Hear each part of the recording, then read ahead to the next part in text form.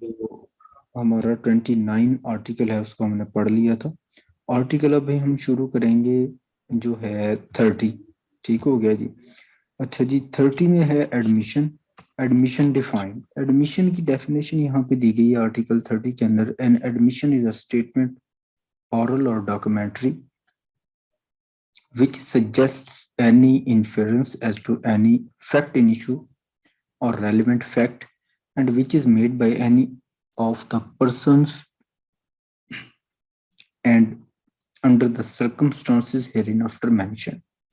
यहाँ पे ये कहा जा रहा है कि एडमिशन जो है ये एक ऐसी स्टेटमेंट है जो कि ओरल भी हो सकती है, डॉक्यूमेंट्री भी हो सकती है, जिसके अंदर आप जो है फैक्ट इशू के ऊपर या रेलेवेंट फैक्ट्स के ऊपर आप किसी भी चीज को कबूल करते हैं। ठीक हो गई जी। वो फैक्ट इशू की सूरत में भी हो सकता है या वो रेलेवेंट फैक्ट की सूरत में भी हो सकता है। अब दो चीजें यहाँ पे आ गई कि एडमिशन जो है वो ओरली भी है और डॉक्यूमेंट्री भी है। ठीक हो गया जी। यस अच्छा जी, जो जी। एडमिशन है ये मोस्टली जो सिविल के केसेस हैं इनके अंदर किया जाता है, और क्रिमिनल के केसेस के अंदर कन्फेशन किया जाता है, जी कन्फेस करना। ठीक। ठीक हो गया जी। जब आप कि अब देखें, दो चीजें हैं। जब आप कोई भी जाके अपना सूट फाइल करते हैं तो आप कोई एक ऐसी बात स्टेट कर रहे हैं जिसके जवाब में अगर अगला बंदा आपकी इस बात को एडमिट कर लेता है जी कि जो आपने ये बात की है ये ठीक है, वाकई आपका राइट बनता है इस प्रॉपर्टी पे या जमीन पे, तो वो एडमिशन है। जबकि कन्फेशन सही। जो है वो क्रिमिनल के अंदर है कि उसके अंदर आप जो है कन्फेस करते हैं बेसिकली किसी जो है ऑफेंस से रिलेटेड कि हाँ जी ये जो काम है या ये जो एक्ट है, ये जो ऑफेंस है ये मैंने खुद कमिट किया है। ठीक हो गया जी। जी जी। ओके। अच्छा जी, नेक्स्ट। एक सेकंड।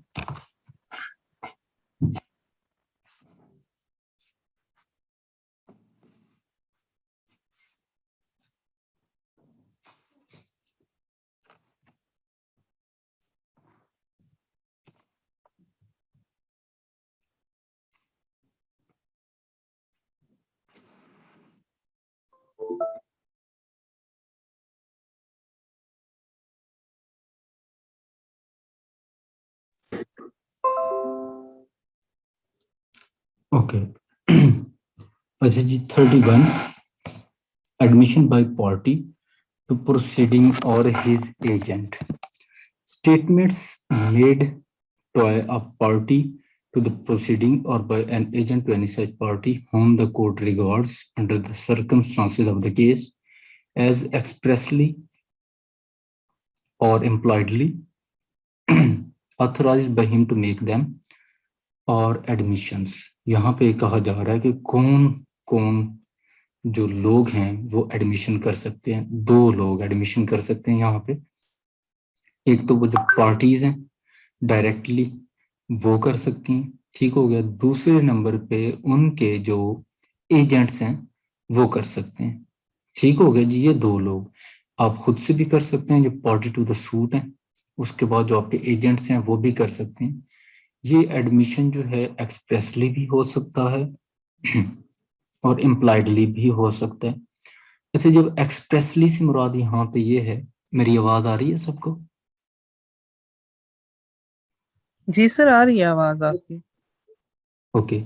एक्सप्रेसली से ये है कि आप जो है, फॉर एग्जांपल वही बात आ गई कि आपने एक सूट फाइल किया, जब जवाब में रिटन स्टेटमेंट दी जा रही है उसके अगेंस्ट, उसका जो जवाब दावा दिया जा रहा है, तो उसके अंदर ये जरूरी होता है कि आप एक्सप्रेसली जो कंटेंट्स बयान किए गए या बताए गए थे या जो चीजें मांगी जा रही थी आप उनका एक्सप्रेसली डिनाइल करें। अगर आप उसका एक्सप्रेसली डिनाइल नहीं करते और आप उनकी किसी बात के ऊपर खामोश रहते हैं, आप उसे अपोज नहीं कर सकते, तो आपका ये एडमिशन तस्वर किया जाता है इम्प्लाइड। इम्प्लाइड जो एडमिशन है वो तस्वर किया जाता है। इसलिए एडमिशन करते वक्त एडमिशन दो तरह से हो सकते हैं। इसके एक्सप्रेसली भी आप कर सकते हैं, वाज़ेह तौर पे अगर आप अपने जवाब दावा के अंदर या किसी भी फोरम के ऊपर एक्सप्रेसली ये बात कह देते हैं, या जो पार्टी दूसरी आप उसके किसी भी मतलब उनके किसी मौक़िफ़ को एडमिट कर लेते हैं, तो वो एडमिशन हो गया एक्सप्रेसली। और अगर आप उनकी बात के जवाब में खामोश रहते हैं, तो तब भी वो जैसे कहते नहीं कि वो जो खामोश रहना है किसी की बात पे, वो आधी हाँ होती है आपकी, तो वो ये वाली मतलब बात यहाँ पे है। ठीक हो गया।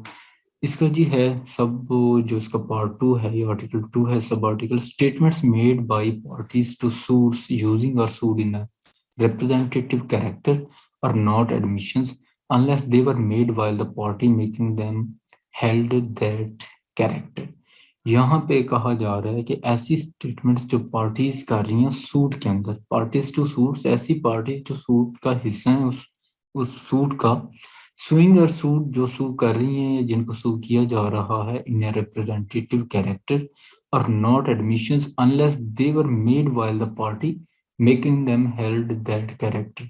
जब तक कि आप वो जो पार्टी है, अगर वहां पे आप किसी भी सू के अंदर, चाहे आप सू कर रहे हैं या आपको सू किया जा रहा है, आपका एडमिशन तब तक एडमिशन नहीं होगा जब तक कि आप उसको फुली एम्प्लॉयडली एक्सप्रेसली, ठीक हो गया, आप या आपका एजेंट उसको खाली वहां पे बयान करने के अलावा कोर्ट के अंदर पूरी तरह से अदालत की जब तक तसल्ली नहीं करवा देगा, तब तक आपका ये जो स्टेटमेंट है वो एज एडमिशन यहाँ पे नहीं ली जाएगी। ये सेम इसी तरह ही है जैसे कन्फेशन वाला मामला है कि आप कन्फेशन करते हैं पुलिस के सामने, तो उसकी कोई वैल्यू नहीं है, एविडेंशियरी वैल्यू, जब तक आप जाके मैजिस्ट्रेट को मुतमईन नहीं करते, मैजिस्ट्रेट के सामने अपने 164 का बयान रिकॉर्ड नहीं करवाते, तब तक आपके कन्फेशन को कन्फेशन नहीं माना जाता। अच्छा जी, statements made by person who have any proprietary or pecuniary interest in the subject matter of the proceeding and who make the statements in their character of person so interested, person from whom the parties to the suit have derived their interest in the subject matter of the suit, or admissions if they are made during the continuance of the interest of the person making the statement। यहाँ पे ये कहा जा रहा है कि आपका कोई भी इंटरेस्ट है उस केस के अंदर, उस प्रॉपर्टी के अंदर, ठीक हो गया, आप खुद से एडमिशन देना चाह रहे हैं या आप किसी के बिहाफ पे एडमिशन देना चाह रहे हैं, ठीक हो गया, जैसे एजेंट के ऊपर बात आ गई है, तो ये तब तक एज एडमिशन इसको डील नहीं किया जाएगा जब तक कि जो बंदा इस स्टेटमेंट को दे रहा है या जो बंदा पार्टी है इस सूट की, उसके अपने इंटरेस्ट को यहाँ पे प्रोटेक्ट ना किया जाए। यानी कि ऐसा नहीं है कि आप यहाँ पे किसी को मजबूर कर दें या आप किसी के वो जो एक उनके एजेंट्स हैं उनको आप मजबूर कर दें कि वो अपने ही खिलाफ जो है वो चले जाएं, ठीक हो गया।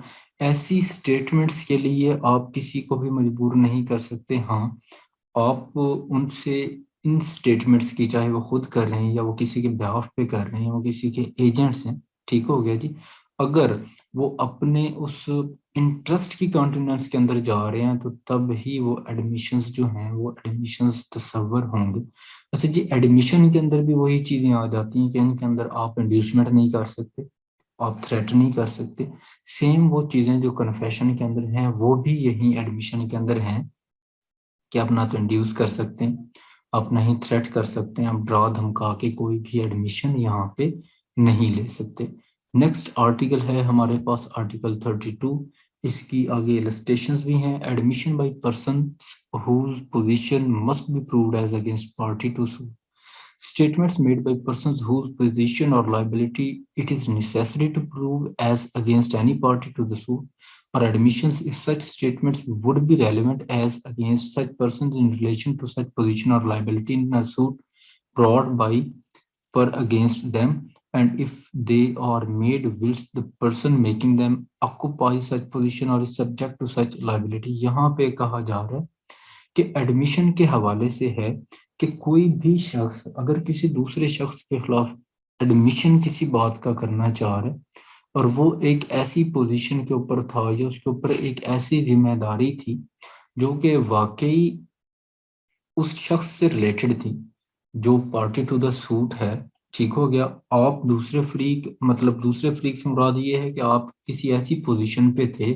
या आप किसी ऐसी लाइबिलिटी के अंदर थे जहां पे आपने अपनी कोई एक्टिविटी परफॉर्म करना थी और आपको वहां पे उस केस से नोई रिलेटेड, उस केस से नोयत में कोई भी चीजें ऐसी, कोई भी कॉन्फिडेंशियल चीज या कोई भी इस तरह से कोई भी मालूमात आपके पास हैं जो कि आप उनका एडमिशन करना चाहते हैं, तो ऐसी सूरत में आपका ये जो एडमिशन है वो एडमिटेबल होगा, एडमिजिबल होगा कोर्ट के अंदर, ठीक हो गया। तब तक जब तक आपका ये एडमिशन उस केस से रिलेटेड हो। ये नहीं है कि सवाल जो है वो चना और जवाब गंदम, ऐसा नहीं है। अगर आपकी पोजीशन उस बंदे से रिलेटेड थी या उसकी वो जो सूट चल रहा है उससे रिलेटेड कोई आपका रोल था, तभी आप जो है वो एडमिशन कर सकते हैं उस केस से या उस लाइबिलिटी से रिलेटेड। अब जैसा कि फॉर एग्जांपल अब वो खुद से ही लोग सालिस मुकर्रर कर लेते हैं, अब वो खुद से इंक्वायरी करता है, सारा काम कर लेता है बाहर कोर्ट के। अच्छा जी, बाद में आपको उसका फैसला पसंद नहीं आता, आप चले जाते हैं, तो ऐसी सूरत में अगर उससे जो है वो पार्टी बनाया जाए सूट की, किसी भी जो है वो पार्टी की जानिब से सूट में उसे नॉमिनेट किया जा रहा है, तो वो वहाँ पे आके उसको एडमिशन कर सकता है। या वो कोई भी शख्स किसी भी पोजीशन पे है, वहाँ से आपको फ़ायदा लेना चाह रहे थे या आपको नुकसान लेना चाह रहे थे वहाँ से, या कोई भी आपकी उनके साथ एंगेजमेंट थी, तो वो भी आपके खिलाफ उस सूट की हद तक एडमिशन कर सकता है। इलस्ट्रेशन है, A undertakes to collect rents for B. A ने बी को हायर किया कि आप रेंट कलेक्ट करेंगे। B sues A for not collecting rent due from C to B. यहाँ पे बी ने सू कर, सॉरी, ए को अपॉइंट किया गया बी की जानिब से कि आप रेंट कलेक्ट करेंगे। बी ने सू कर दिया ए को कि आपने जो ड्यू है रेंट सी से आपने रेंट क्यों नहीं लिया, ठीक हो गया। A denies that rent was due from C to B. A ने डिनाई कर दिया कि सी ने आपको या बी को कोई पैसे नहीं देने। और statement, A statement by see that he owed B rent is an admission and is relevant fact as against A if A denies that C did owe rent to B। यहाँ पे कहा जा रहा है कि ए की जो स्टेटमेंट है सी के अगेंस्ट कि बी ने वो रेंट जो है वो ओव कर लिए, ये एडमिशन के जुमरे में आएगा। यानी कि अब देखें कि आपके यहाँ पे जो मुलाजमीन है वो भी आपके अगेंस्ट एडमिशन कर सकते हैं। ऊपर वाली बात आर्टिकल 32 की कि आप किसी ऐसी पोजीशन पे बैठे हैं जहां पे आप जो पार्टी टू द सूट है उनके खिलाफ एडमिशन करना चाहते हैं, तो आपकी स्टेटमेंट भी उतनी ही अहम है और उसी तरह से ही एडमिजिबल है कोर्ट के अंदर जिस तरह से पार्टीज खुद आके एडमिशन कर रही हैं। नेक्स्ट है जी article 33, admission by persons expressly referred to by party to suit. Statements made by persons to whom a party to the suit has expressly referred for information in reference to matter in dispute or admissions।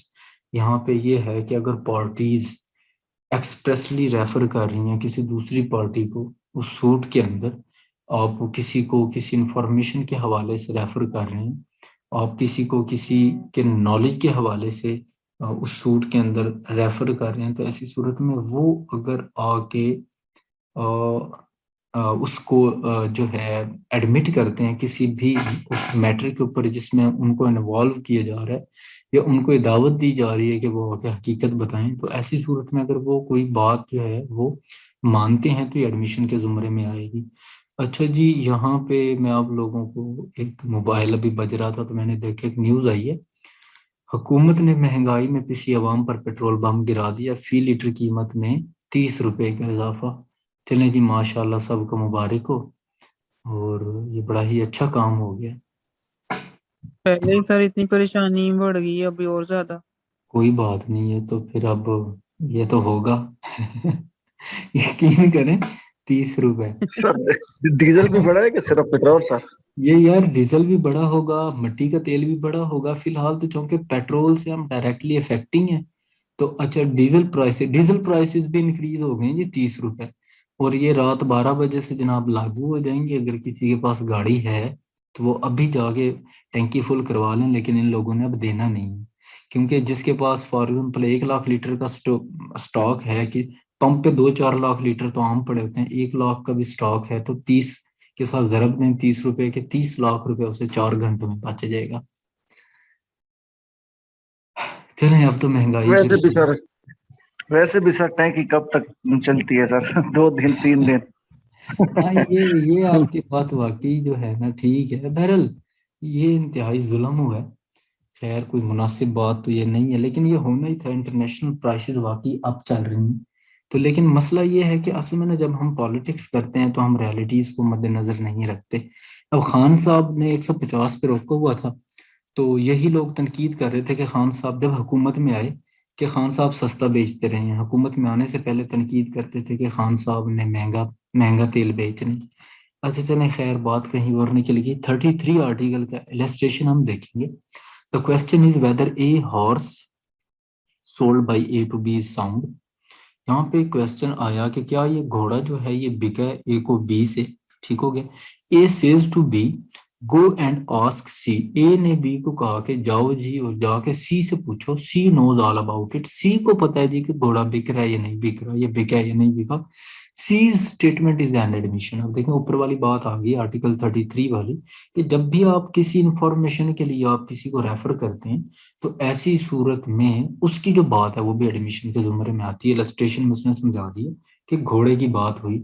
ए ने जाके B से पूछा कि यार ये जो घोड़ा आपके पास है बड़ा खूबसूरत है, क्या ये सेल आउट हो गया है या आपने बेचना है या नहीं बेचना, क्या इसका स्टेटस है। तो बी ने कहा जी कि जाओ यार जाके सी से आप पूछ लो। सी को इस बारे में सारी मालूमात हैं कि क्या ये बिक गया या नहीं बिक गया, ये कितने पैसों का है, फलां फलां। तो यहाँ पे कहा जा रहा है कि सी की जो स्टेटमेंट है वो एडमिशन होगी। क्लियर हो गया?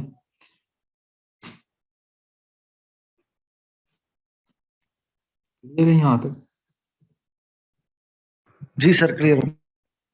आर्टिकल 34 है, proof of admissions against persons making them and by or on this behalf. अच्छा जी, यहाँ पे ये आ रहा है कि एडमिशन जो है जो लोग करते हैं जिनके बिहाफ पे किया जा रहा है, ठीक हो गया जी। तो ऐसी सूरत में उनके अगेंस्ट कैसे जाएंगे या उनको हम कैसे प्रूव कर पाएंगे? Admissions are relevant and may be proved as against the person who makes them. Article 34 ये वाज़ह कह रहा है कि जो भी एडमिशन करता है, जो भी बंदा, वो रेलिवेंट है। ठीक हो गया जी। It is admissible in the court. और जो बंदा ये एडमिशन कर रहा है उसको उसी के खिलाफ भी यूज किया जा सकता है, और हिज रिप्रेजेंटेटिव इन इंटरेस्ट, या फिर जिसके बिहाफ पे वो आके खड़ा हुआ है। फॉर एग्जाम्पल अगर वो एजेंट है तो उसके प्रिंसिपल के खिलाफ उसके उस एडमिशन को यूज किया जा सकता है, but they can not be proved by or on behalf of the person who makes them or by his representative interest except in the following cases.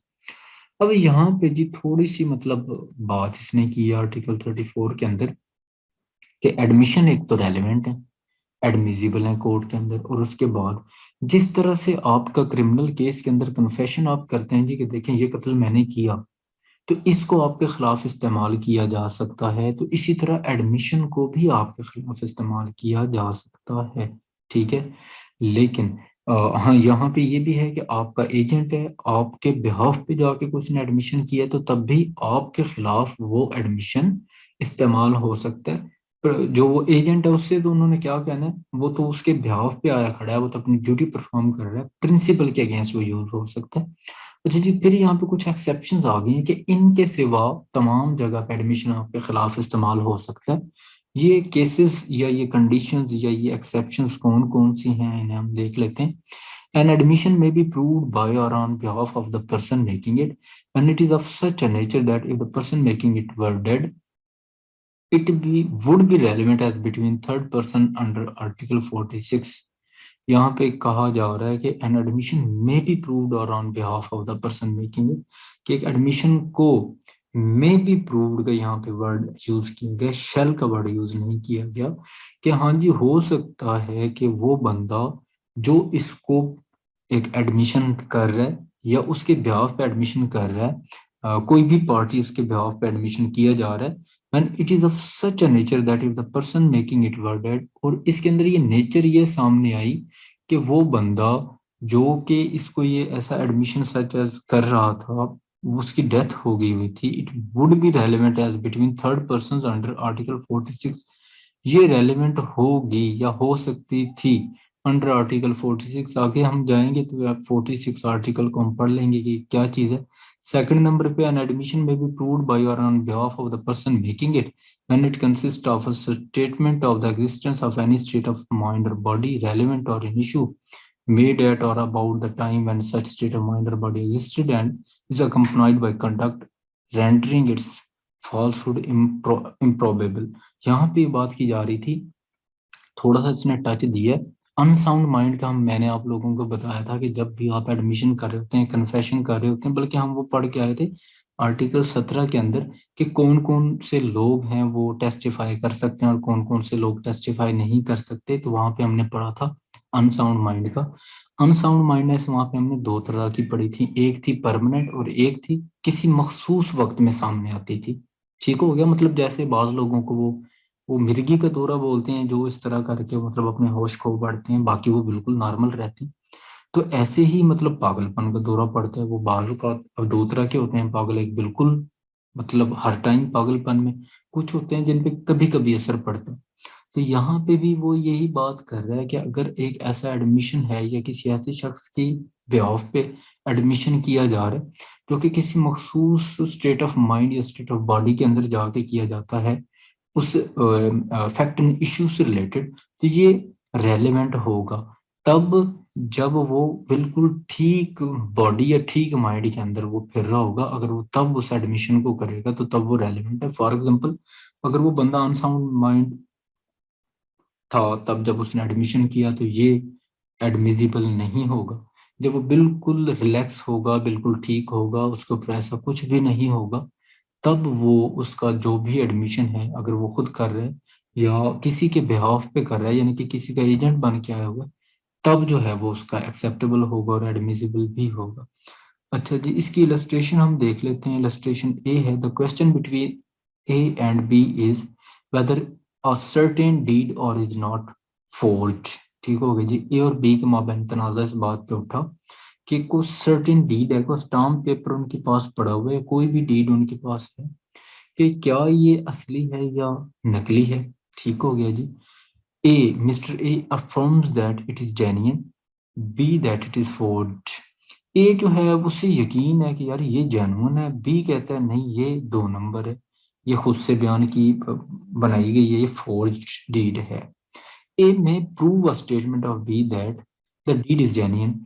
ए ने कोई स्टेटमेंट निकाल के लिया है बी की जिसके अंदर बी ने कहा था जी कि ये डीड जो है जेन्युइन है। अभी तो वो कह रहा है कि ये फोर्ज्ड है।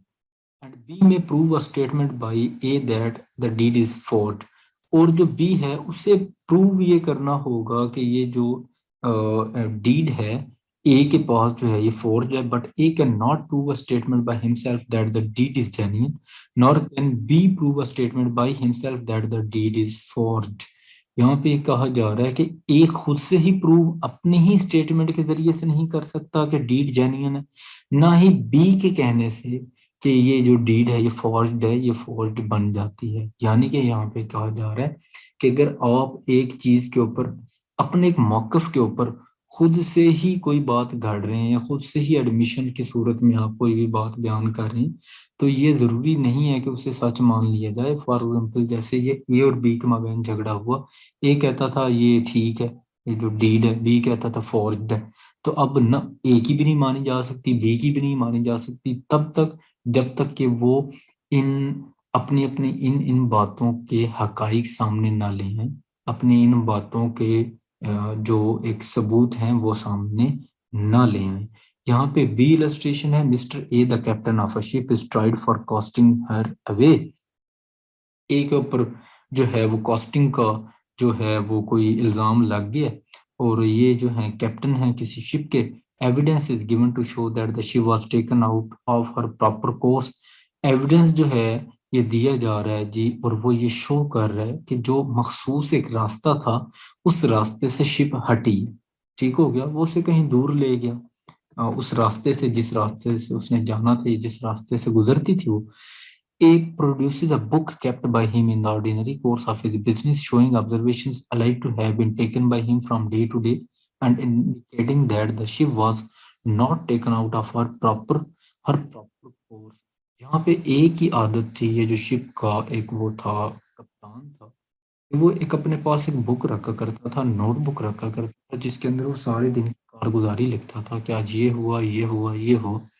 तो उसके अंदर वो सारी की सारी जो है वो अपनी ऑब्जर्वेशंस लिखता था। तो वहां पे ये इंडिकेट हुआ, या वहां पे उसने कोई ऐसा इंडिकेशन नहीं दिया कि मैं खुद से अपनी मर्जी से इसे अपने उस मखसूस रास्ते से हटा रहा हूँ। ठीक हो गया। ए में प्रूव दीज स्टेटमेंट्स, ए को यहाँ पे ये जो स्टेटमेंट्स हैं ये प्रूव करना पड़ेंगे, जो उसने लिखी हैं ये प्रूव करना पड़ेंगे, because they would be admissible between third parties if he were dead under article 46 paragraph 2। अब यहाँ पे फिर आर्टिकल 46 की बात आ गई कि अगर उसकी डेथ हो गई होती तब तो उन्हें हम सच तस्वर कर सकते थे, लेकिन अभी चूंकि वो जिंदा है, वो भी थर्ड पार्टी के केस में, अभी चूंकि वो जिंदा है तो उसकी लिखी हुई बात को हम हरफे आखिर नहीं समझ सकते जब तक कि वो उसके हवाले से अपना जो एक सबूत नहीं लेके आएगा सामने। ठीक हो गई जी, समझ आ गई ये बात की कि आपके कहने से ही आप सच्चे नहीं बन जाते। सही है सर। हाँ जी। सर आर्टिकल 46 तो डाइन डिक्लेरेशन के बारे में है ना? हाँ जी, तो डाइन डिक्लेरेशन, जी सर, डाइन डिक्लेरेशन तो एडमिसिबल होती है कन्फेशन में, तो क्या सर ये एडमिशन में एडमिसिबल नहीं होती? एडमिशन में भी एडमिसिबल है, लेकिन वो कह रहा है कि अगर उसकी डेथ हो गई होती, यहाँ पे तो वो जिंदा बैठा है ना। नहीं सर, ये एक्सेप्शन जो 1 दी हुई है सर, उसके बारे में मैं पूछ रही हूँ। एक्सेप्शन 1, एक second. An admission may be proved by or on behalf of the person making it when it is of such a nature that if the person making it were dead, it would be relevant as between third person under Article 46। तो ये वही तो बात कर रहा है कि अगर उसकी डेथ हो गई है तो तब तो हम उसको एक एडमिसिबल जैसे एज इट इज है वो हो जाएगी। अगर उसकी डेथ लेकिन सर नहीं, यहाँ तो थर्ड पर्सन की बात है ना। तो थर्ड पर्सन के माबैन ही आएगा ना। अब अगर उसकी डेथ हो गई है तो तब थर्ड पर्सन के माबैन ही वो चीज अराइज होगी। मतलब मजीद, यहाँ पे डेथ की बात की गई है। हाँ जी, डेथ की बात की गई है कि जब, अब देखें बैठे बैठे अगर मैं, जैसे अब ये शिप वाली बात हुई है इसके अंदर कि उसने ये बात की है कि ऑर्डिनरी कोर्स के अंदर वो शिप जो है उसका रास्ता मसलन ये था कि वो शिप जो है A to B चलती थी। ठीक हो गया। अब अचानक उसने A to C मोड़ दी, रुख उसका चेंज कर दिया। ठीक हो गया। अब यहाँ पे जो इंडिकेशंस हैं वो ये हैं कि वो A to B उसने जाना था लेकिन वो A to C गया। उस A to C के जाने से, उस रूट के हटने से शिप का नुकसान हो गया है या सफर लंबा पड़ा या चीजें खराब हो गई हैं, तो ऐसी सूरत में नुकसान तो हुआ। अच्छा, जो वो शिप का कैप्टन था उसकी ये आदत थी कि वो एक डायरी अपने पास रखता था, वो डायरी के अंदर हर चीज अपनी लिखा करता था। ठीक हो गया। जो भी मतलब डेली उसकी ऑब्जर्वेशन होती थी बीइंग अ कैप्टन। अब अगर उसने जो है वो रीजन लिखी है कि मैं इस वजह से अपना रूट चेंज कर रहा हूँ, अगर तो वहां पे उसकी डेथ हो गई होती तो हम उसकी, कोई हादसा हो जाता जाते हुए, ठीक हो गया, वो रास्ते में मर जाता, तो ऐसी सूरत में उसकी वो जो बात है वो एज सच एडमिशन के जुमरे में आ जाती। लेकिन अभी क्योंकि वो जिंदा है तो ऐसी सूरत में एज इट इज उसको अब हम वो जो डाइंग डेक्लेरेशन तो डिक्लेयर कर नहीं सकते। ठीक हो गया। तो ऐसी सूरत में उसको प्रूव करना पड़ेगा अपने इन स्टेटमेंट्स को। ठीक हो गया। जैसे इससे ऊपर बात की कि ए और बी अपने अपने मौकफ के ऊपर डटे हुए हैं। ए कहता है कि ये जो मेरा डॉक्यूमेंट है ये बिल्कुल ठीक है, जेन्युइन है। बी कहता है फॉर्ज्ड है। अब ना ए के कहने से वो जेन्युइन बन रहे हैं ना बी के कहने से वो फॉर्ज्ड बन रहे हैं, जब तक कि आप उसे साबित नहीं करेंगे। ठीक हो गया। नीचे इसकी एक और देख लेते हैं। C, A is accused of crime committed by him at Peshawar. A जो है वो अक्यूज्ड है कि उसने क्राइम कमिट किया है पेशावर के अंदर। He produces the letter written by him and dated at Lahore on that day। उसने क्या किया, एक लेटर लिख के अपने हाथ से ले आया और उसके ऊपर वो मखसूस उसने दिन, जिस दिन वो कमिट हो रहा है ऑफेंस, कि मैं तो जी देखें लाहौर के अंदर था, and bearing the Lahore post marks of that day, और उसके ऊपर जो पोस्ट मार्क्स हैं वो उसने लगवा लिए, उसके ऊपर डे भी मेंशन होता है कि किस दिन ये लेटर लिखा जा रहा है, सबमिट करवाया जा रहा है। The statement in the date of the letter is admissible, जो स्टेटमेंट है डेट के हवाले से इट इज एडमिसिबल लेटर के हवाले से, because if A were did it would B admissible under article 46, क्योंकि अगर इसी तरह सेम एज इट इज उसकी डेथ हो जाती है तो ये आर्टिकल 46 के पैराग्राफ 2 के अंदर, जिसके अंदर डाइंग डिक्लेरेशन है, वो एडमिसिबल होगी। नीचे डी है, is accused of receiving stolen goods known them to be stolen. A जो है वो अक्यूज्ड है यहाँ पे कि उसने कोई जो स्टोलन प्रॉपर्टी है वो ली, ठीक हो गया।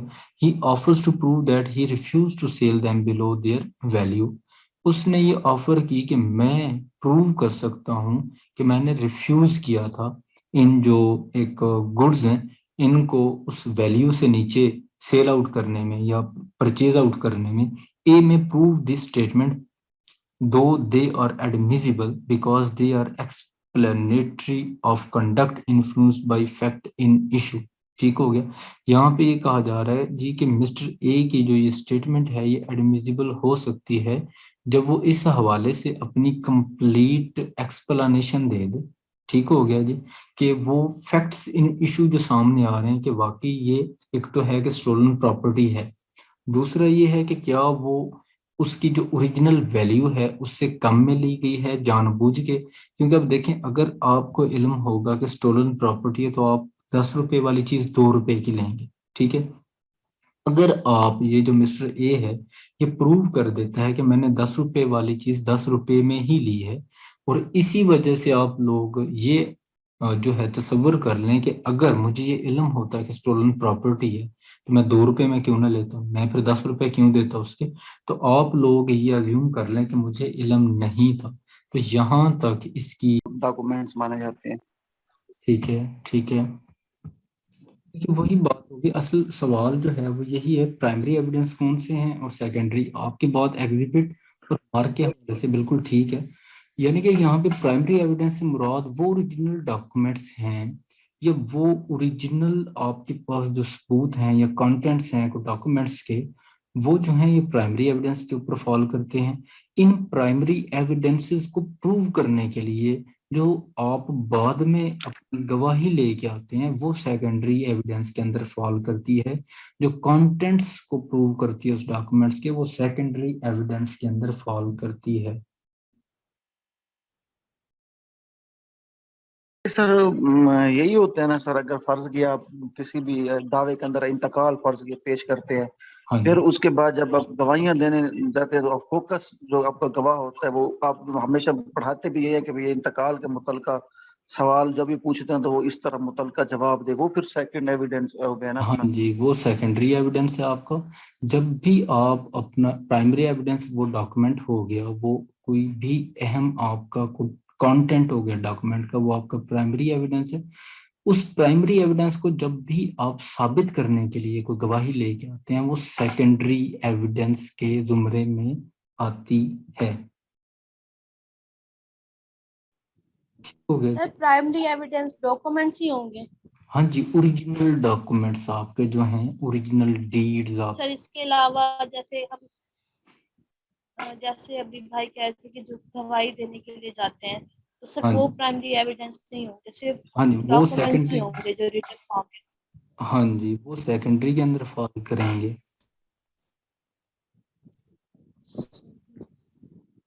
यानी सेकेंडरी डॉक्यूमेंट सर, अब फिर सेकेंडरी एविडेंस में मैं क्या लिखूं? सेकेंडरी एविडेंस ऐसे एविडेंसेस होते हैं जो कि प्राइमरी एविडेंसेस की जो जेन्युइननेस है उनको प्रूव करने के लिए सामने लाए प्रूव जाते करने के लिए यूज होते हैं, हैं। हाँ सही जी, है। जैसा कि अभी इन्होंने बताया रिजवान ने कि अभी अगर एक इंतकाल की बात हो रही है, जो इंतकाल आपने जमा करवाया, एग्जिबिट करवाया कोर्ट के अंदर, वो प्राइमरी एविडेंस है। अब उस प्राइमरी एविडेंस को प्रूव करने के लिए जब पटवारी साहब को बुलाया जाएगा कि बताएं सर सॉरी, मुझे इंतकाल का नहीं पता। इंतकाल का, ये है कि एक तो होती है जब भी आपको प्रॉपर्टी खरीदते हैं, एक तो होती है पोजेशन चेंज होती है कि आपने एक पोजेशन जी ली घर की, ठीक है, ये जगह की। दूसरा ये है कि कागजों के अंदर उस बंदे के नाम से वो चीज हटा के आपके नाम पे रजिस्टर की जाती है, ठीक हो गया। ये है इंतकाल, सही हो गया। यानी कि जी ओनरशिप की जब चेंजिंग की जा रही है, उसका ओनरशिप में से नाम काट के मिस्टर ए की बजाय अब आप मालिक हैं, तो आपका नाम एक रजिस्टर के अंदर लिखा जाता है, ये इंतकाल है, ठीक हो गया। इंतकाल जमा हो जी गया, वो जो एक डॉक्यूमेंट है वो प्राइमरी एविडेंस हो गया। अब जब पटवारी साहब आ रहे हैं वो आके कहेंगे कि वाकई में ये इंतकाल सच्चा है, मैंने पास किया था, इस बंदे ने बेची है, इस बंदे ने खरीदी है इस जगह, तो वो सेकेंडरी एविडेंस है, वो प्रूव करने के लिए आया है जेन्युइन को उस प्राइमरी एविडेंस की, ठीक हो गया। सर, जी सेकेंडरी सर। एविडेंस में भी कोई डॉक्यूमेंट्स हो सकते हैं? सेकेंडरी एविडेंस के अंदर बिल्कुल डॉक्यूमेंट्स, ऐसे डॉक्यूमेंट्स हो सकते हैं जो कि ओरिजिनल डीड्स को या ओरिजिनल डॉक्यूमेंट्स की जेन्युइननेस को प्रूव करने के लिए शामिल हों या शामिल किए जाएं। फॉर एग्जांपल अभी एक अगर कोई है, कोई रिजल्ट कार्ड आपके पास जमा करवाया जा रहा है और वो अभी पता वो आप एज अ प्राइमरी एविडेंस के दे रहे हैं, ठीक हो गया।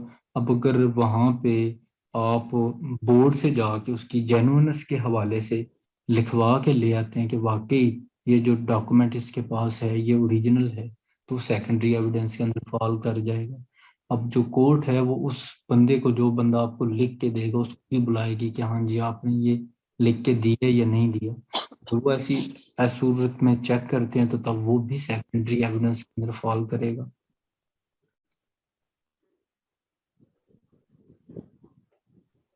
फोटोकॉपी जो डॉक्यूमेंट है ये भी सेकेंडरी एविडेंस के अंदर फॉल करता है। जो फोटोग्राफ्स हैं वो सेकेंडरी एविडेंस के अंदर फॉल करते हैं।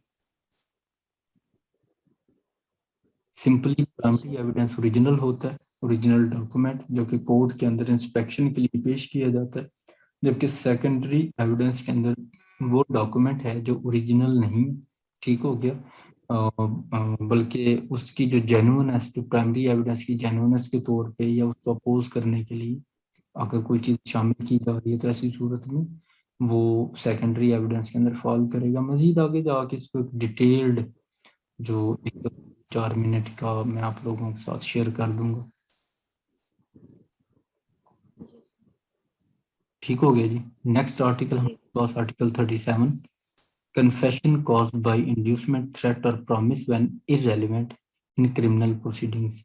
अब हमने पीछे पढ़ा सीआरपीसी के अंदर, हमने पीछे पीपीसी के अंदर भी पढ़ा कि जो कन्फेशन किया जाता है वो विदाउट इंड्यूसमेंट होता है, विदाउट थ्रेट होता है, विदाउट प्रॉमिस होता है, ठीक हो गया जी।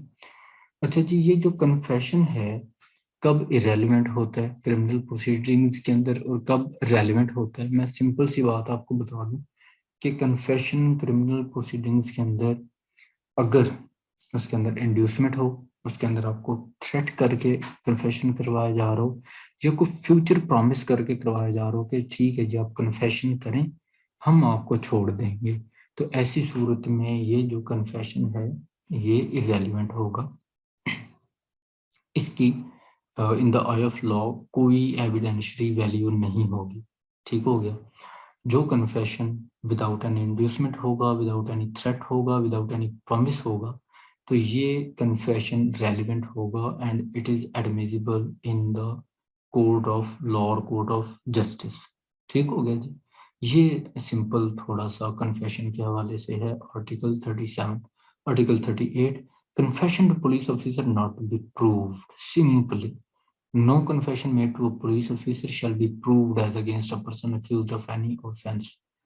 आप आर्टिकल 38 हमें ये बताते हैं जी कि आप किसी भी रैंक के पुलिस ऑफिसर के सामने, चाहे वो आईजी ही क्यों ना हो, आप उसके सामने कोई भी कन्फेशन करते हैं, चाहे आप उसके सामने 200 मर्तबा कन्फेशन कर लें कि मैंने ये 10 बंदे मारे हैं, आपकी की गई ये बात आपके खिलाफ इस्तेमाल नहीं हो सकती या आपकी ये की गई बात कोर्ट के अंदर आपके अगेंस्ट प्रूव नहीं की जा सकती, ठीक हो गया जी, समझ आ गई है? जी सर। ओके।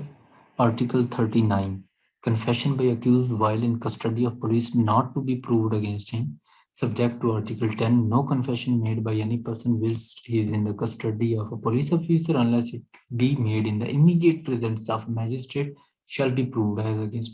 Article 39 भी सिंपली वही बात कर रहा है कि अगर आप पुलिस ऑफिसर के सामने या पुलिस की कस्टडी में कोई कन्फेशन कर रहे हैं तो it is not proved against you, it will not proved against you. ठीक हो गया? जब तक के आपको फौरन मैजिस्ट्रेट के पास ना ले जाया जाए और मैजिस्ट्रेट के पास जाके आपके सेक्शन 164 सीआरपीसी के तहत बयान होते हैं, तब आप कन्फेशन करते हैं। मैजिस्ट्रेट आपसे पूछता है कि आप कन्फेशन कर रहे हैं, विदाउट इंड्यूसमेंट है, विदाउट थ्रेट है, आपको कोई परेशानी, आप किसी ने मजबूर किया, मारा पीटा, कोई लालच दिया। अगर वो कहे नहीं जी मैं इसके बगैर अपनी आज़ाद मर्जी से ये कन्फेशन कर रहा हूँ, then it is admissible in the court. ठीक हो गया? और तब यह आपके खिलाफ प्रूव हो सकती है या साबित हो, आपके खिलाफ इसको इस्तेमाल में लाया जा सकता है। Is it clear? सर यानी कन्फेशन एक तो वॉलंटरीली होना चाहिए हाँ जी बिल्कुल। और मजिस्ट्रेट के सामने होना चाहिए तो ही एडमिजिबल होगा। हाँ जी ऐसे ही सॉरी सर सिर्फ इन्हीं दो कंडीशन पर या उसके अलावा भी एडमिजिबल होता है कन्फेशन? मैं इसको ना दोबारा से दोहरा देता हूँ, आप लोग दोबारा से सुन लें। अच्छा जी, कन्फेशन होता है एक तो क्रिमिनल प्रोसीडिंग्स के अंदर। ठीक हो गया? मैं अक्यूज हूँ, मैंने जो है वो किसी बंदे की डेथ कॉज की है। ठीक हो गया जी?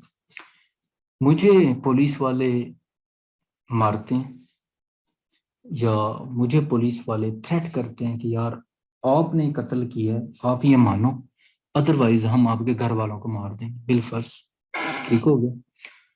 अब ऐसी सूरत में मैं अगर कन्फेशन करता हूं तो इसकी कोई वैल्यू नहीं है।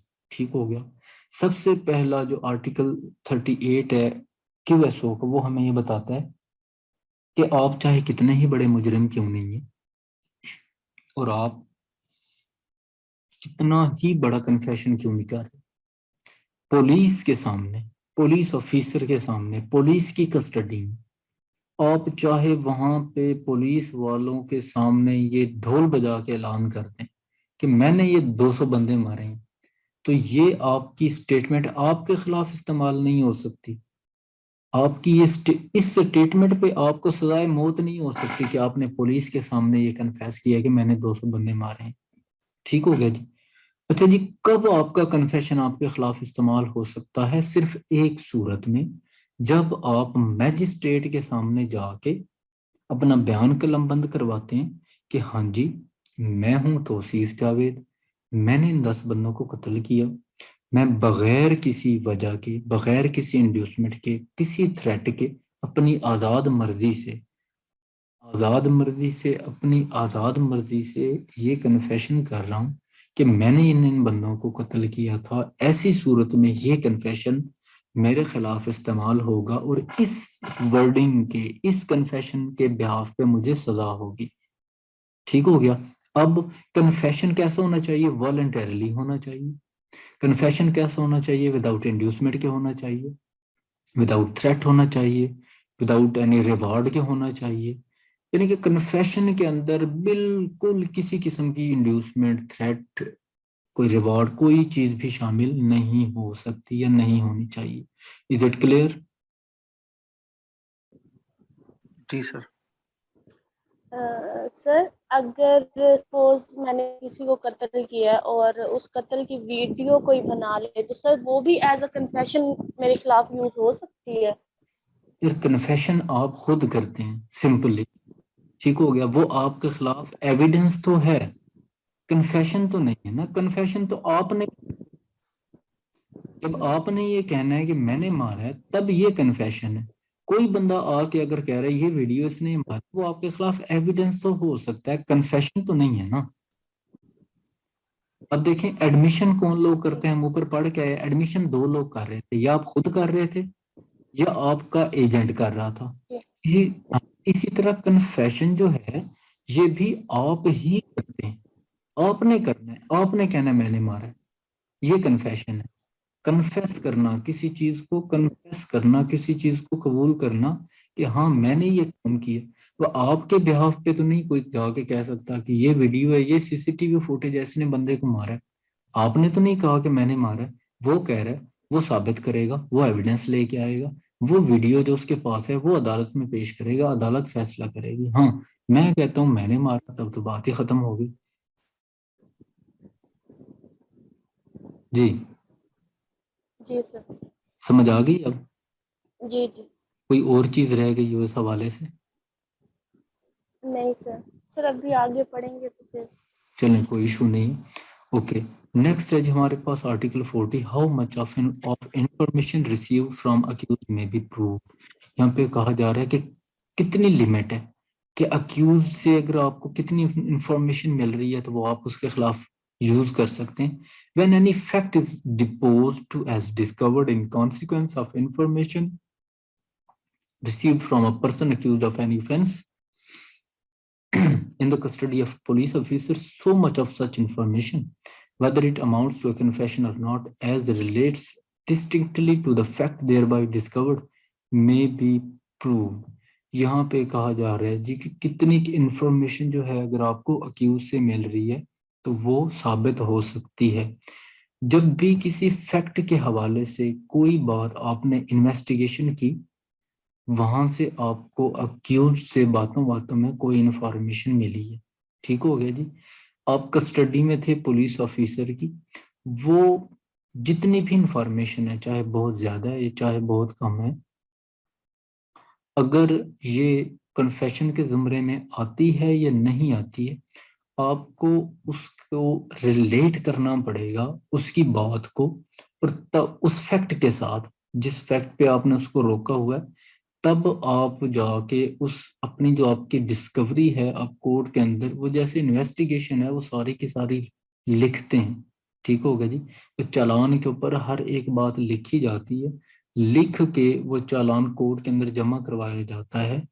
तब वो जो चीज है, वो जो इंफॉर्मेशन है, वो चाहे बहुत बड़ी है चाहे बहुत छोटी है, वो आपके खिलाफ प्रूव हो भी सकती है और प्रूव नहीं भी हो सकती। आखिरी फिक्रा है मे बी प्रूव्ड, यहाँ पे शैल बी प्रूव्ड नहीं, ठीक हो गया। मे बी प्रूव्ड का मतलब है कि दोनों सूरतें हैं, कि जो इन्वेस्टिगेशन आपके खिलाफ पुलिस कर रही है या आपके खिलाफ प्रूव हो भी सकती है, जो इन्फॉर्मेशन उन्हें आपसे मिली ड्यूरिंग इन्वेस्टिगेशन, हो भी सकती है नहीं भी हो सकती, ठीक हो गया। यहाँ पे ये नहीं है कि बस जो चालान में लिख दिया या जो इन्वेस्टिगेशन में बात सामने आएगी इट शैल बी प्रूव्ड, तो तब तो बात ही खत्म हो जाती, तब तो लेने का या उनको कलेक्ट करने का इख्तियार ही ना रहता या उनका कोई फायदा ही ना रहता, ठीक हो गया। नेक्स्ट है 42, confession otherwise relevant not to become irrelevant because of promise of secrecy etc. अब यहाँ पे बात आ गई सीक्रेसी मेंटेन करने के हवाले से। अब बाज़ औक़ात प्रॉमिस कर दिया जाता है, पुलिस प्रॉमिस करती है, अकम्प्लिस जैसे हमने एक वर्ड पढ़ा था, शरीके जुर्म। अब अगर वो इस लालच में आके अकम्प्लिस बनता है कि ठीक है बाकी चढ़ेंगे फांसी पे, मैं बचूंगा, ठीक हो गया, ऐसा होता है और अकम्प्लिस बच जाते हैं। तो ऐसी सूरत में किन किन सूरतों में कन्फेशन जो है आपका रेलिवेंट है और इररेलिवेंट नहीं बनता? जब आपको प्रॉमिस किया जाता है, फ्यूचर ऑब्लिगेशन दी जाती है कि हाँ जी ठीक है आपको छोड़ दी जाएगा या आपको माफी दे दी जाएगी, होता है ना, अकम्प्लिस को माफ कर दिया जाता है, सुना है ना आप लोगों ने? जी जी सर। जी सर, आप ही ने बताया था उसे वादा माफ गवाह कहते हैं ना। हाँ जी, उसको वादा माफ गवाह कहते हैं। अकम्प्लिस, अकम्प्लिस आता भी है, पूछा भी जाता है। अकम्प्लिस एक ऐसा बंदा है जो शरीके जुर्म रहा, चार बंदों के साथ मिलके मैंने कोई जुर्म किया था, अब अगर मैं उन चार के खिलाफ गवाह बन जाता हूँ और पुलिस मुझे ये प्रॉमिस करती है कि ठीक है जी आपको हम अकम्प्लिस डिक्लेयर करवाएंगे और आप इन लोगों के खिलाफ, सॉरी सॉरी, अच्छा जी आप इन लोगों के खिलाफ जो है वो गवाही दे दें, मैं जाके बड़े फख्र से अदालत के अंदर खड़े होकर कहता हूँ कि जज साहब मैंने तो इस बंदे ने ये काम किया है, तो ऐसी सूरत में मेरा कन्फेशन रेलिवेंट भी है, ठीक हो गया जी, एज अकम्प्लिस, और वो इरेलीवेंट नहीं है, ठीक हो गया जी। इसको हम पढ़ते हैं, if such confession is otherwise relevant it does not become irrelevant merely because it was made under a promise of secrecy or in consequence of a deception practiced on the accused person for the purpose of obtaining it, or when he was drunk, or because it was made in answer to question when he need not have answered, whatever may have been the form of those questions, or because he was not warned that he was not bound to make such confession and that evidence of it might be given against him. यहाँ पे कहा जा रहा है कि आपका confession जो है, अगर वो रेलिवेंट तो है ही है, डेफिनेटली वो इरेलीवेंट भी हो सकता है। किन सूरतों में? अगर आप ड्रंक हैं,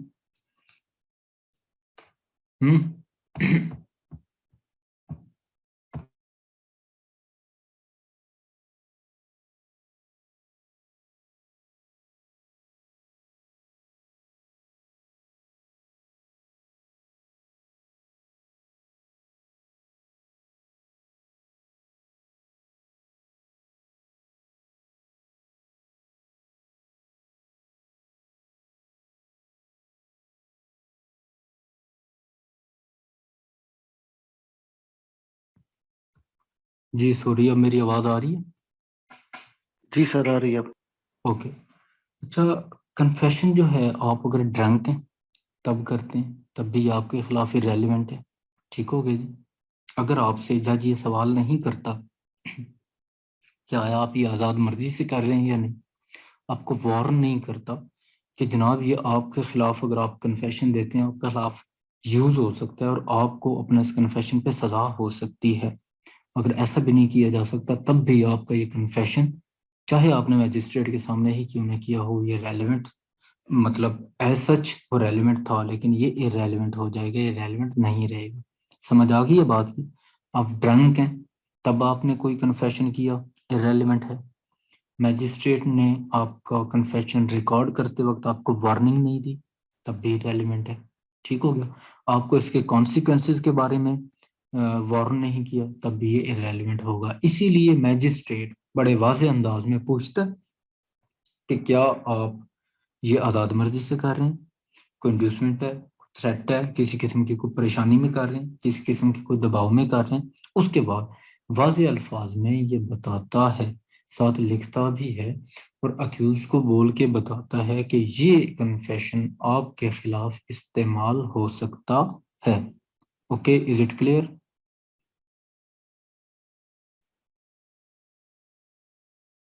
समझ आ गई है? जी सर। कहीं जी जी सर। सर ओवर तो नहीं हो गया? अगर ओवर हो गया तो बस कर देते हैं, आगे कल पढ़ लेंगे, नो इशू। देखिए मैं तो नहीं पढ़ाता, इस खाने का चाय नहीं पी, मुझे तो नींद आ रही। लेकिन मैंने चाय नींद, नहीं पी।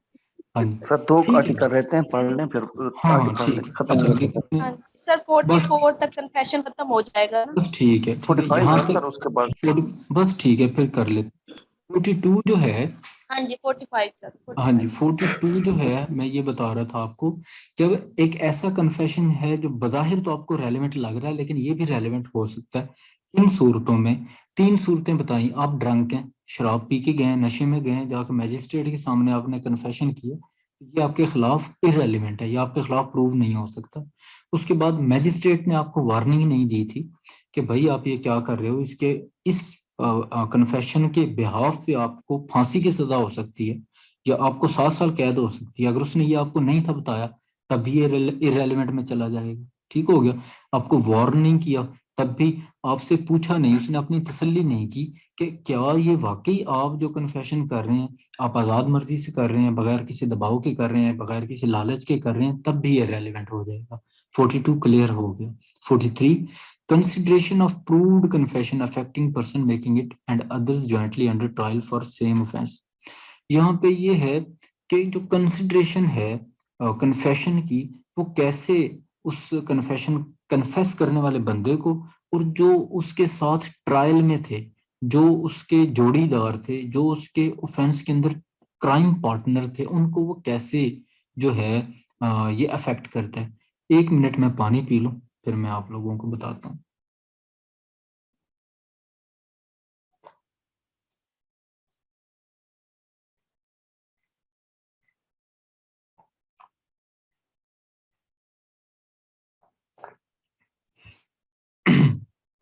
हाँ जी sorry 43 when more persons than one are being tried jointly, जब एक से ज्यादा लोग इकट्ठे उनको ट्रायल किया जा रहा हो for the same offence and confession, same offence के लिए जो उन्होंने किया था, and confession made by one of such person is proved, और उनमें से अगर जिस बंदे ने कन्फेशन किया उस सेम ऑफेंस के लिए, such confession shall be proof against the person making it, तो जो बंदा कन्फेस कर रहा है, जो बता रहा है कि मैंने और इन लोगों ने मिलकर काम किया था, सबसे पहले ये कन्फेशन उसके खिलाफ साबित हो गया, ठीक हो गया, यानी कि वो तो साबित हो गया ना कि भाई मैंने तो किया ही किया।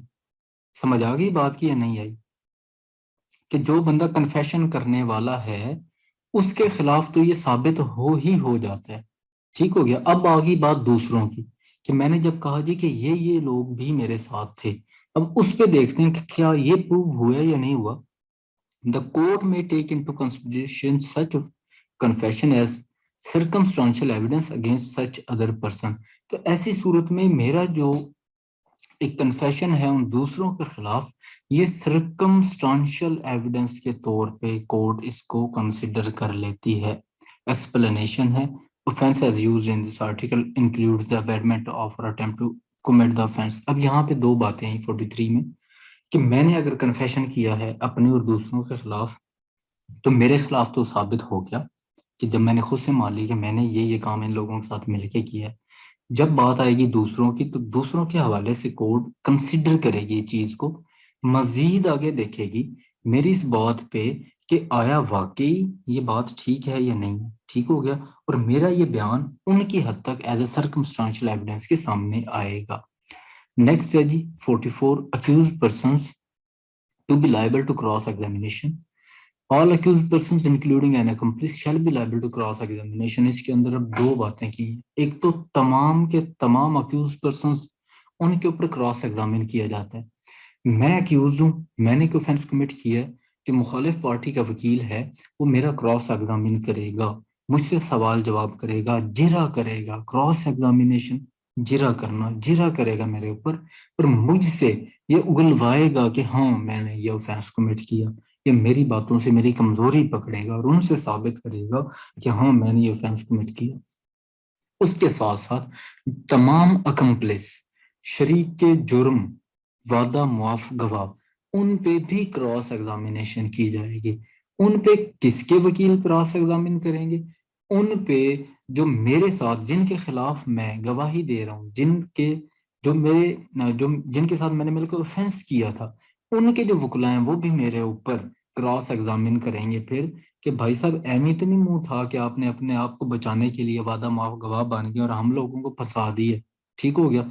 एम ही आपने लंबी सी छोड़ दी है बात जी कि इन लोगों ने ये ऑफेंस कमिट किया है, तो वो भी मेरे ऊपर जिरा करेंगे। अच्छा जी, यहाँ पे आर्टिकल 44 के अंदर दो बातें हमने पढ़ी या सीखी। तमाम अक्यूज पर्सन पे भी क्रॉस एग्जामिन या जिरा की जाती है, और तमाम अकम्प्लिस के ऊपर भी जिरा और क्रॉस एग्जामिनेशन, यानी कि क्रॉस एग्जामिनेशन इंग्लिश में उर्दू में जिरा की जाती है, उनके ऊपर सवाल किए जाते हैं। समझ आ गई है यहाँ तक? जी sir. 45 admission not conclusive proof but may stop. अच्छा जी, एडमिशन जो है और नॉट कंक्लूसिव प्रूफ, ये कोई कंक्लूसिव प्रूफ नहीं है ऑफ द मैटर्स एडमिटेड। जिन मैटर्स पे ये किया जा रहा है ये कोई कंक्लूसिव प्रूफ नहीं है, but they may operate as estoppels under the provisions. लेकिन यहाँ पे ये एज एस्टॉपल ऑपरेट हो सकते हैं। एस्टॉपल जो है वो सिविल के अंदर यूज होते हैं। इसके अंदर आपने जो पहले स्टेटमेंट्स दे दी हों, जो चीजें एडमिट कर ली हों, उनसे आप फिर भाग नहीं सकते। फॉर एग्जांपल मैंने ये एडमिशन किया जी कि मुझसे सवाल हुआ कि जनाब आप क्या सुबह 9 बजे उठे थे? मैंने कहा हाँ जी मैं सुबह 9 बजे उठा था, ठीक हो गया। बाद में मुझसे अगर सवाल होता है आप कितने बजे उठे थे, मैं कहता हूँ सुबह मैं तो 5 बजे उठा था, मैंने तो फजर पढ़ी थी, तो वहां पे स्टॉपल आ जाएगा जी। कि बात आपने पहले 9 बजे की कर दी है तो वहां पे स्टॉपल लग गया, बस अब आप अपनी बात बदल नहीं सकते, ठीक हो गया। तो जो मेरे एडमिशंस हैं ये चाहे कंक्लूसिव प्रूफ नहीं है, लेकिन एस्टॉपल जरूर लागू करवा देते या कर देते हैं।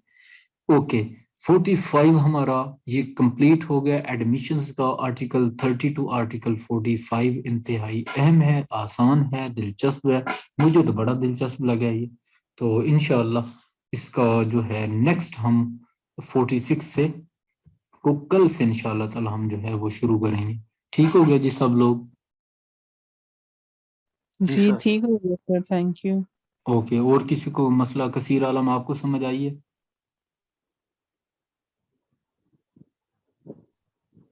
सायरा शाह आपको? जी सर यासिर? समझ में आ रहा था जी बिल्कुल। Sir, thank you sir. Okay, Shabina, Rizwan साहब, चले इंतहाई दिलचस्प था आज का तो एडमिशन जो है हमारा। Yes sir, thank you. तो इंशाल्लाह कल मिलते हैं नेक्स्ट हमारा चैप्टर। और कल मैं मजीद पाकिस्तान पिनल कोड के तो मैंने कल सेंड किए थे आप लोगों को। एमसीक्यूज इंतहाई अहम थे, सारे ही नए थे, रूटीन से हट के थे, तो वो भी आप लोग काइंडली अगर अभी तक आपने नहीं किए तो उनको याद जरूर कर लें। ठीक हो गया? जी सर बिल्कुल करेंगे, टेस्ट हमने भी नहीं दिया, अभी देखेंगे रात में बैठ के। हाँ जी, वो उसको देखें। और जो एमसीक्यूज आपको नहीं आते आप लोगों ने उनको याद कर लेना है। ठीक है, इसी से मिलते जुलते सवाल आएंगे और हो सकता है यही आ जाए, मतलब कुछ नहीं कहा जा सकता इस हवाले से तो, या इसी से मिलते जुलते आएंगे। तो प्रॉपर तैयारी के लिए आपको चाहिए कि आप लोग जो टेस्ट हैं। सर ये जो आपने 3 वीडियोस भेजी थी वो वाले ना? नहीं, मैंने कोई वीडियो नहीं, आई थिंक वो किसी ग्रुप में। वो सर ग्रुप में सेंड की हुई हैं, वो हाँ जी, आपके वो आपकी तरफ से? जी जी, वो मैंने जो है वो एक एमसीक्यूज आप लोगों के साथ रात को शेयर किए थे, और वो बल्कि ने प्राइवेसी लगा के शेयर किए थे ताकि वो मैसेजेस की नजर ना हो जाएं।